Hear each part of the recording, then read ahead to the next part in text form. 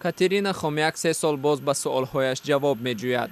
саъй дорад аз ду писараш Владимир ва Дмитро дараке биёбад ки аъзои ихтиёрии як батальони артиши Украина буданд. ҳар дуи онҳо соли 2014 баъди ҳамлаи ғофилгиронаи ҷудоиталабони тарафдори Русия дар шарқи Украина нопадид шуданд. видеои ҷанги сахтро ҷудоиталабон навор гирифтаанд. хонум Катерина бо писаронаш як рӯз аз ин пеш суҳбат карда буд.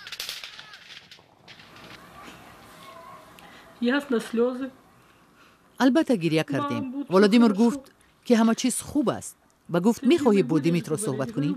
گفتم بله. از آنها خواستم ماه اوگوست یا اول سپتامبر به خانه برگردند.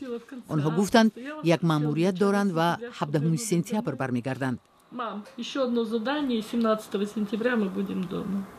جسدهای اختیاریان کشته شده از واحدی پسران او در این آرامگاه در شرق اوکراین دفن شدند.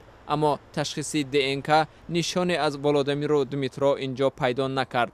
تلاش های خانم کاترینا برای یافتن نشان فرزندان او را ماه دکبر سال 2015 به شرق اوکراین مناطق ҷудоиталабон آورد.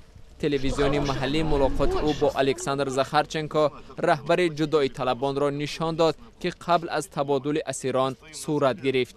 اما درباره پسرانش خبری نیافت.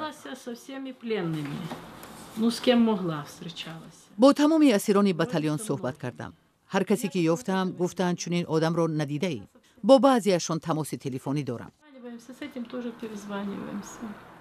اگر کاترینا خمیک اعتراف کند که پسرانش هلاک شدند، حکومت با او جبران پولی میدهد، ولی او برای چنین کار آماده نیست.